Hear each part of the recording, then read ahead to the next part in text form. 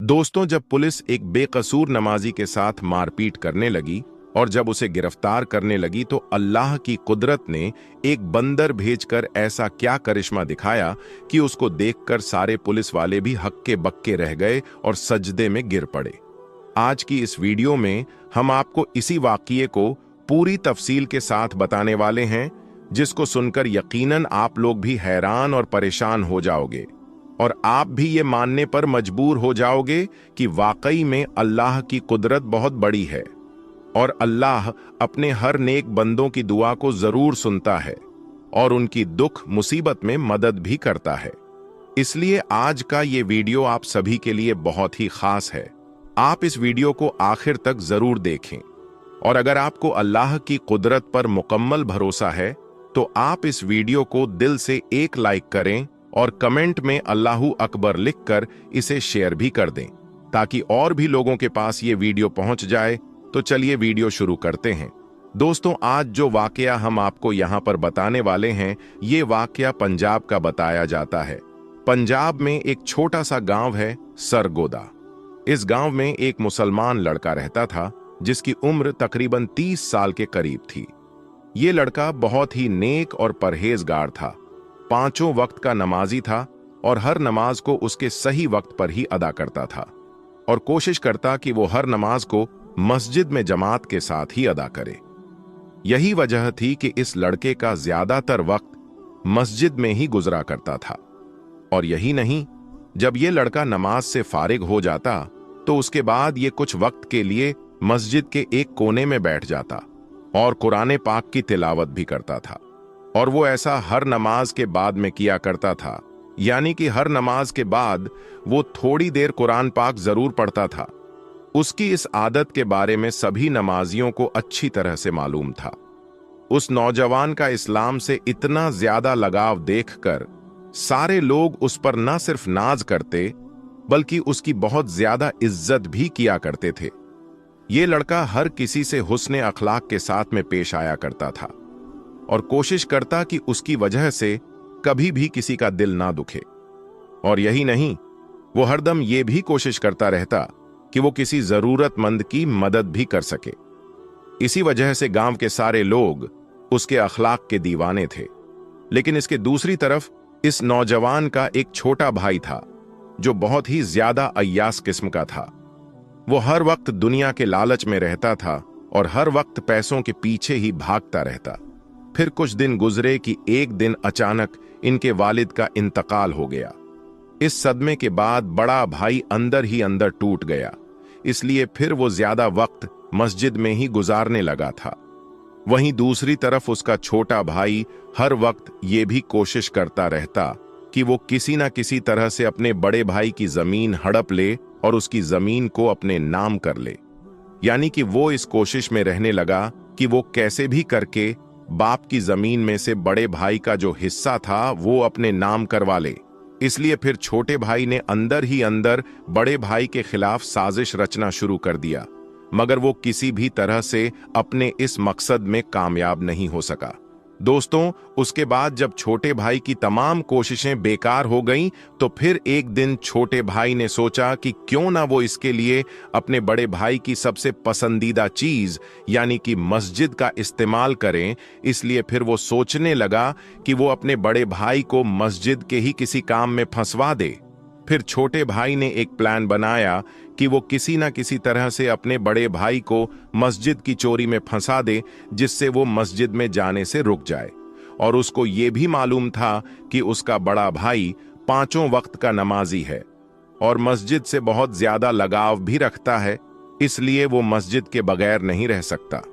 इसी वजह से फिर छोटे भाई ने सोचा कि अगर वो अपने बड़े भाई को मस्जिद में जाने से रोक देता है तो फिर वो उसके बदले में जमीन का मुतालबा कर सकता है और यकीनन बड़ा भाई नमाज और मस्जिद को अहमियत देते हुए उसको वो अपनी जमीन दे देगा। फिर छोटे भाई ने एक मंसूबा तैयार किया।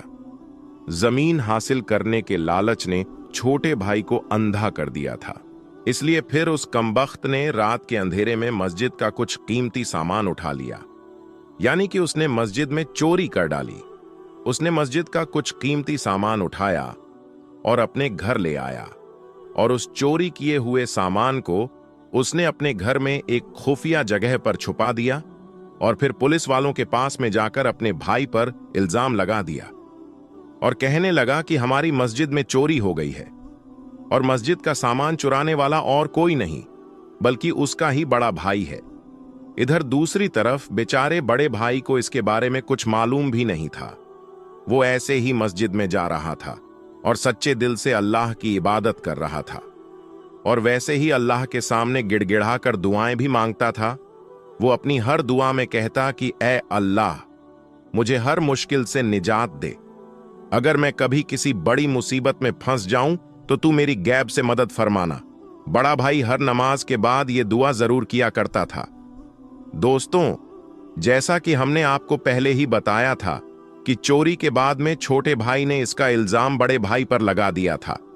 इसलिए फिर अगले रोज बड़ा भाई नमाज के लिए मस्जिद की तरफ जा रहा था तो पुलिस उसको ढूंढते ढूंढते उसके पास आ पहुंची और मस्जिद के दरवाजे पर पहुंचकर पुलिस के लोगों ने उस नौजवान से कहा कि तुम्हें गिरफ्तार किया जाता है। तो ये सुनकर बेचारा बड़ा भाई बहुत घबरा गया और पुलिस वालों से पूछने लगा कि मैंने क्या किया है, मेरी क्या गलती है, मेरा कसूर क्या है, मैंने क्या जुर्म किया है, आप मुझे क्यों गिरफ्तार कर रहे हो? बराए मेहरबानी आप मुझे मस्जिद के अंदर जाने दें, मुझे नमाज के लिए देरी हो रही है। इस पर पुलिस वालों ने उसे बताया कि तुम पर मस्जिद का कीमती सामान चुराने का इल्जाम लगा हुआ है, इसलिए हम तुम्हें गिरफ्तार करते हैं। ये सुनकर बेचारा वो बड़ा भाई हक्का बक्का रह गया और सोचने लगा कि ये कैसे मुमकिन है और उस पर ये इल्जाम किसने लगाया होगा, लेकिन उसे कुछ भी समझ में नहीं आ रहा था। इसलिए वो वहीं जमीन पर बैठ गया और अल्लाह से मदद की गुहार लगाने लगा और अल्लाह से दुआ करने लगा। वो कहने लगा, या अल्लाह, मेरी इस मुसीबत की घड़ी में मेरी मदद फरमा। अल्लाह, तू तो जानता है कि मैं चोर नहीं हूं, मैं कभी किसी की चोरी नहीं कर सकता और ना ही मैंने मस्जिद से ये कीमती सामान चुराया है। या अल्लाह, अपनी कुदरत से कोई ऐसी करिश्मा दिखा कि सब लोग ये मानने पर मजबूर हो जाएं कि मैं बेकसूर हूं। दोस्तों, पुलिस को मस्जिद के दरवाजे पर देखकर आसपास के बहुत सारे लोग भी जमा हो गए और वो सब के सब पुलिस वालों से कहने लगे कि इस लड़के को हम अच्छी तरह से जानते हैं, ये लड़का बेकसूर है क्योंकि ये लड़का 5 वक्त की नमाज पढ़ने के लिए इस मस्जिद में आता है और इस लड़के के अखलाक भी बहुत अच्छे हैं। इसलिए हम सब गवाही देते हैं कि ये लड़का बहुत नेक है, ये कभी भी मस्जिद से चोरी नहीं कर सकता है। इसलिए जिसने भी इस लड़के पर इल्जाम लगाया है वो सरासर झूठा है। मगर उन लोगों की ये गवाही सुनकर पुलिस के लोग नहीं माने और कहने लगे कि हमको इस लड़के के खिलाफ पुख्ता सबूत मिला है, इसलिए हम इसको गिरफ्तार करेंगे।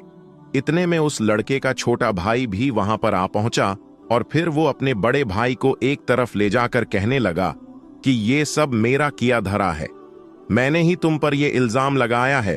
अगर तुमको तुम्हारी इज्जत प्यारी है तो तुम अपनी सारी जमीन मेरे हवाले कर दो, तुम्हारे हिस्से में जो जमीन आई है वो मेरे नाम कर दो, मैं तुम्हारी इज्जत बचा लूंगा और तुम्हें जेल जाने से रोक दूंगा और मस्जिद का कीमती सामान जो मैंने छुपा रखा है उसको मैं पुलिस के हवाले कर दूंगा। तो ये सुनकर बड़े भाई को बड़ा दुख हुआ। वो समझ गया था कि ये सब उसके इस छोटे भाई ने किया है। दोस्तों, अभी वो छोटा भाई अपने बड़े भाई को ये सब बातें बता ही रहा था कि इतने में अल्लाह की कुदरत से कहीं से एक बंदर नमूदार हुआ।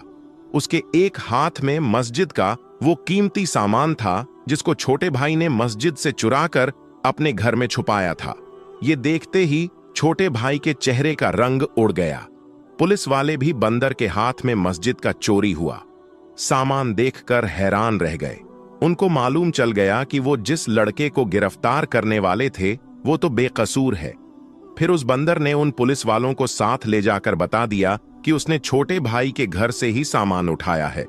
इसलिए फिर पुलिस वालों को मालूम चल गया कि मस्जिद से ये सामान छोटे भाई ने ही चुराया है और फिर यूं सबको मालूम चल गया कि असल चोर तो उसका छोटा भाई है।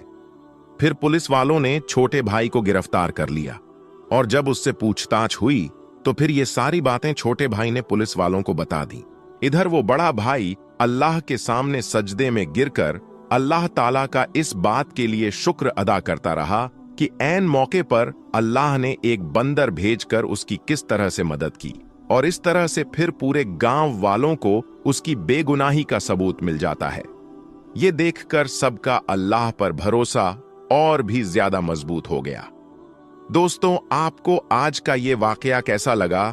आप कमेंट बॉक्स के जरिए से इसके बारे में हमें जरूर बताना। दोस्तों, इसी तरह का एक और वाकया अब्दुल्लाह नाम के एक शख्स के साथ पेश आया। उसका एक मेडिकल स्टोर था।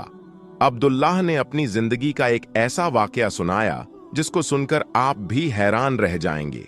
अब्दुल्लाह बचपन से ही नेक और दीनदार और पंचगाना नमाज के अलावा तहज्जुद गुजार और तिलावत कुरान में ज्यादातर वक्त बिताया करता था।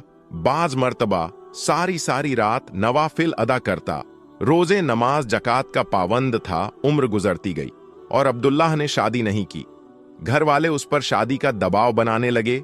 इस सूरत हाल और घर वालों के दबाव में आकर अब्दुल्लाह को आखिर शादी का फैसला करना पड़ा और अब्दुल्लाह ने शादी कर ली। शादी के बाद अब्दुल्लाह की जिंदगी एकदम बदल गई। अब रातों की इबादत आहिस्ता आहिस्ता कम होती गई, और फिर खासकर जैसे रमजान में ही ऐसा होता है। जब वो नमाज पढ़ता, तहज्जुद भी छूट गई और नमाजों में भी कमी आने लगी, और एक ऐसा वक्त आ गया कि 5 वक्त की नमाज में गफलत होने लगी, और फिर अब्दुल्ला अचानक मुश्किलात में घिर गया। मेडिकल स्टोर की आमदनी कम हो गई और कर्जे पर कर्जा चढ़ने लगा। अब्दुल्लाह की जिंदगी जो पहले खुशहाल थी, वो बुरी तरह से मुतासिर हो गई। हर वक्त टेंशन में रहने लगा। एक दिन एक शख्स मेडिकल दवाई लेने आता है। अब्दुल्लाह उस वक्त इस कदर परेशानी में था कि उसने उसे गलत दवाई दे दी, जिसकी वजह से वो शख्स मरते मरते बचा, और उसने अब्दुल्लाह पर केस कर दिया, जिसके बाद उसकी दुकान सीज हो गई और उसका कारोबार पूरी तरह से बंद हो गया। इसी दौरान अब्दुल्लाह के वालिद की भी तबीयत खराब हो गई, और अब्दुल्लाह ने अब तक जो कुछ भी कमाया था वो सब वालिद के इलाज पर खर्च कर दिया। इसी सूरत हाल को देखकर उसकी बीवी भी उसे छोड़कर चली गई। अब अब्दुल्लाह के पास कुछ भी नहीं बचा था, और अब्दुल्लाह पूरी तरह से जिंदगी से मायूस हो गया था। एक दिन अब्दुल्लाह सहन में अपनी मां की गोद में सर रखकर रो रहा था और सोच रहा था कि उसके साथ आखिर ऐसा क्यों हो रहा है। तभी अचानक उसकी नजर अलमारी पर पड़ी, जहां पर कुरान पाक रखा हुआ था। उसको फौरन झटका लगा और समझ में आ गया कि उससे क्या भूल हुई है। वो फौरन उठा, वजू किया, नमाज अदा की, सजदे में गिरा, माफी मांगता रहा, रोता रहा कि या अल्लाह, मुझसे बहुत बड़ी गलती हो गई कि मैंने सारी उम्र तेरी मोहब्बत में गुजारी, तेरी इबादत में गुजारी, और दुनियादारी में ऐसा खो गया कि तुझे ही भूल गया। उसके बाद उसने दोबारा पंचगाना नमाज पढ़ना शुरू कर दी और तहज्जुद और तिलावत कुरान भी करने लगा, और हर रात अपनी गलती पर अल्लाह से माफी मांगने लगा। प्यारे दोस्तों, अभी सिर्फ 9 ही दिन गुजरे हुए थे कि तभी उसके घर में वो शख्स आता है जिसे अब्दुल्लाह ने गलत दवाई दी थी। वो कहने लगा, तुमने मुझे जो दवाई दी थी उससे मेरी तबीयत तो जरूर बिगड़ी थी, मगर मेरी जो बीमारी थी वो करिश्मा की तौर पर उसी दवाई से दूर हो गई, और तुम पर किया हुआ केस अब मैं वापस ले रहा हूं। उसके बाद दोस्तों, अब्दुल्लाह को उसकी दुकान वापस मिल गई, यानी अब्दुल्लाह ने अपना मेडिकल स्टोर वापस हासिल कर लिया और आमदनी भी पहले से ज्यादा बढ़ने लगी। उसने अपने वालिद का इलाज भी करवाया और उसकी बीवी भी वापस आ गई। प्यारे दोस्तों, जो कुछ होता है वो अल्लाह की मर्जी से होता है। अगर कुछ अच्छा हो रहा है तो अल्लाह की मर्जी से हो रहा है, अगर कुछ बुरा हो रहा है तो ये हमारे गुनाहों की वजह से हो रहा है। तो हर इंसान को चाहिए कि वो हर वक्त अपने गुनाहों की माफी मांगता रहे, हर वक्त इस्तगफार करता रहे और नमाज की पाबंदी करता रहे। जो शख्स नमाज नहीं पढ़ता तो ऐसे शख्स की जिंदगी में बहुत सारे मसले और बहुत परेशानियां आ जाती हैं, और जो नमाजी होता है और नमाजी होने के साथ साथ उसका दिल नरम होता है, वो तकब्बुर से पाक होता है, वो हसद और जलन से पाक होता है, वो किसी के बारे में कुछ गलत ख्याल नहीं रखता, वो सिर्फ अल्लाह की जात पर भरोसा रखता है, वो एक ऐसी जिंदगी गुजारता है जैसे एक अल्लाह का वली जिंदगी गुजारता है, वो तकलीफ देने वालों को भी दुआएं देता है, तो ऐसे इंसान के साथ अल्लाह तबारक व ताला की रहमत होती ही है और अल्लाह तबारक व ताला ऐसे इंसान को ही कामयाब करता है। तो याद रखें, हमेशा अच्छा सोचे अपने बारे में, अच्छा सोचे औरों के बारे में, अच्छा सोचे। जो अपने लिए पसंद करो वही दूसरे के लिए भी पसंद करो, और जो जैसा गुमान करता है अल्लाह ताला उसे वही अता फरमाता है। तो अपना गुमान अच्छा रखो, अपने गुनाहों से माफी मांगते रहा करो। अल्लाह ताला बड़ा रहीम व करीम है, हमारे गुनाहों को माफ करेगा। किसी इंसान के गुनाह माफ होने लगते हैं तो उस इंसान की जिंदगी में खुशियां आने लगती हैं, उस इंसान की जिंदगी में सुकून आने लगता है। भले ही उसके पास पहले से ज्यादा नियामतें ना हो, उसके पास दौलत ज्यादा ना हो, लेकिन उसकी जो कमाई होती है, जो थोड़ी ही क्यों ना हो, उसमें बरकत होती है, उसमें सुकून होता है। वरना ऐसे तो हराम पैसे इतने लोग कमाते हैं, करोड़ों कमाते हैं, लेकिन उसमें बरकत नहीं होती, उसमें सुकून नहीं होता। ऐसे लोगों को उन पैसों का कोई सुकून नहीं मिलता, उनका पैसा जैसे आता है वैसे ही खत्म हो जाता है। तो अगर आप दुनिया और आखिरत में कामयाब होना चाहते हैं तो 5 वक्त की नमाज के साथ साथ आपको कुरान शरीफ का भी तिलावत करना है। अगर कुरान करीम नहीं आता तो आप सीखिए, अगर वो भी नहीं आता तो आप उसका तर्जुमा ही सही से पढ़ लीजिए। आपको जिस लैंग्वेज में चाहिए उस लैंग्वेज में कुरान करीम मिल जाएगा। आप कम से कम उसका तर्जुमा तो पढ़ लीजिए, देखिए तो सही अल्लाह तबारक व ताला हमसे क्या कहना चाहता है। दोस्तों, अब हम आपको जो वाकया बताने वाले हैं, ये वाकया पंजाब के एक छोटे से गांव का बताया जा रहा है। यहां पर एक हिंदू और मुस्लिम का घर पास पास में था। हिंदू के घर में एक 5 साल की बच्ची थी, वो पास में ही अपनी सहेली के घर में जाया करती थी।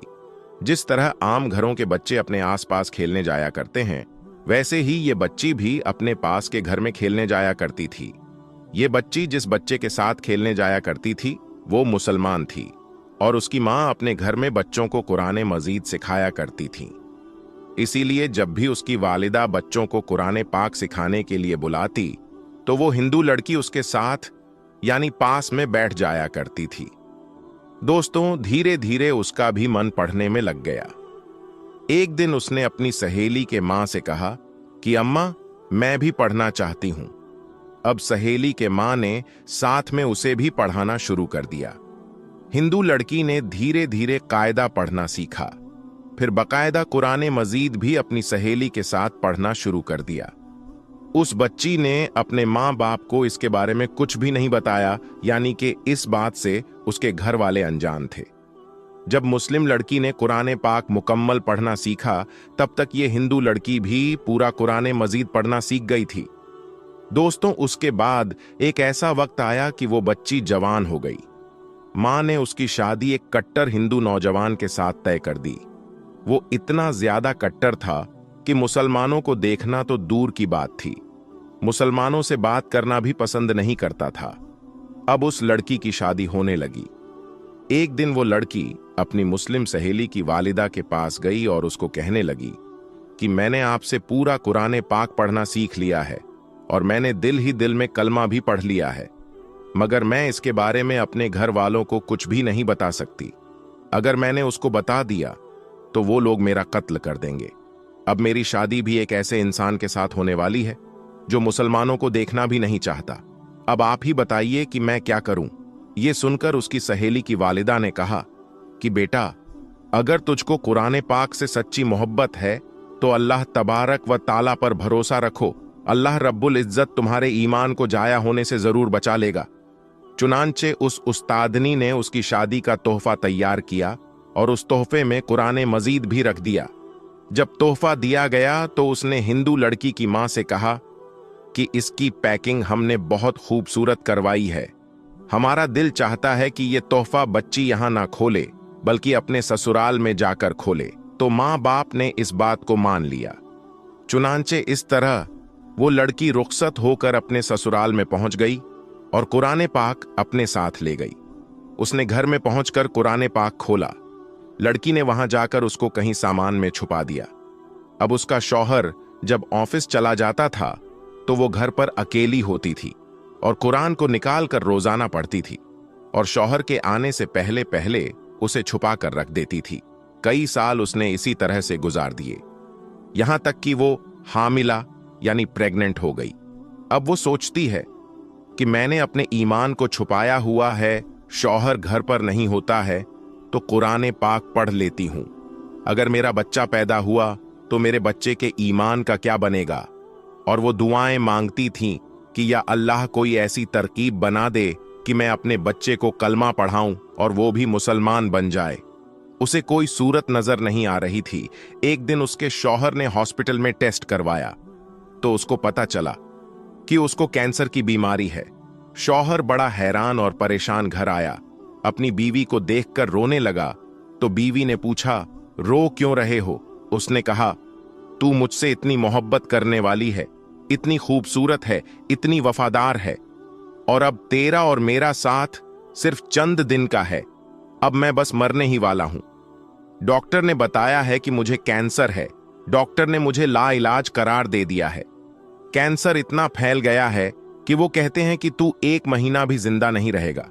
उसकी बीवी ने कहा, नहीं आप परेशान ना हो, मेरे पास इसकी एक दवा मौजूद है, वो मैं करती हूं। मुझे उम्मीद है कि आप सेहतयाब हो जाएंगे। ये सुनकर शौहर ने वादा कर लिया कि अगर मैं सही हो गया तो जो तुम कहोगी मैं वो काम करूंगा, तुम्हारी हर ख्वाहिश पूरी करूंगा। उस लड़की ने कुरान पाक की सूरह फातिहा पढ़कर उस पर दम करना शुरू कर दिया और दम करके पानी पिलाना शुरू कर दिया, क्योंकि उसने अपनी उस्तादनी को देखा था कि वो किसी भी बीमार बच्चे को सूरह फातिहा पढ़कर पानी पिलाती थी तो वो बच्चा बिल्कुल ठीक हो जाता था। तो शौहर ने पूछा कि ये तुम क्या कर रही हो? तो वो कहती है कि मैं तुम्हारा इलाज कर रही हूं। तुम्हारा मेरा वादा है कि अगर तुम सेहतमंद हो जाओगे तो बस मेरी बात मानोगे। तो शौहर ने आगे पूछना मुनासिब नहीं समझा कि तुम क्या करती हो और क्या नहीं करती हो। दोस्तों, अल्लाह की शान देखें कि 1 महीना वो लड़की सूरह फातिहा पढ़कर दम करती रही। फिर 1 महीने के बाद टेस्ट करवाया तो डॉक्टर ने कहा कि तुम्हें तो जिंदगी में कभी कैंसर था ही नहीं, कैंसर का नामो निशान तक आपके जिस्म में मौजूद नहीं है। अल्लाह ने उसको सेहत अता फरमा दी। जब रिपोर्ट्स बिल्कुल क्लियर आ गई तो शौहर ने बीवी से कहा कि मैं अपना वादा पूरा करना चाहता हूं, बताओ तुम क्या चाहती हो, मैं क्या करूं? तो उसने कहा कि आप कलमा पढ़ो और मुसलमान हो जाओ। तो शौहर ने पूछा कि तुम ये क्या बातें कर रही हो? लड़की ने अपनी पूरी कहानी सुनाई कि मैं अपनी सहेली के साथ मुसलमान औरत के घर जाती थी और मैंने वहां कायदा पढ़ा और कुरान पढ़ना सीखा और मैं दिल ही दिल में मुसलमान हो गई थी। और जब आप ऑफिस चले जाते थे तो आपके पीछे में कुरान पाक की तिलावत करती थी और मैं दुआ करती थी कि अल्लाह करे कि आप भी मुसलमान बन जाएं और मेरे होने वाली औलाद भी मुसलमान हो जाए, और अब आप मेरी बात माने और अपना वादा पूरा करें। प्यारे दोस्तों, अल्लाह की शान, उस नौजवान ने कलमा पढ़ा और वो भी मुसलमान हो गया। फिर उस औरत के यहां बेटा पैदा हुआ, बेटे को भी कलमा सिखाया और अब ये मियां, बीवी और बेटा सब मुसलमान हो गए। इनको डर ये था कि हम अगर मुसलमान होने का इजहार कर देंगे तो हमारी बिरादरी वाले हमें जिंदा नहीं छोड़ेंगे। शौहर ने कहा कि तुम इसकी फिक्र मत करो, मैं इसका बंदोबस्त करता हूं। उसने अपनी जॉब के लिए सऊदी अरब में अप्लाई किया और अल्लाह ने उसको एक अच्छी जॉब अता कर दी। चुनांचे शौहर अपनी बीवी और बच्चे को लेकर सऊदी अरब चला गया और बाकी की जिंदगी इसने सऊदी अरब में मुसलमान बनकर गुजारी। ये कुरान मजीद की तिलावत भी करता था और वहां 5 वक्त की नमाज भी अदा करता था।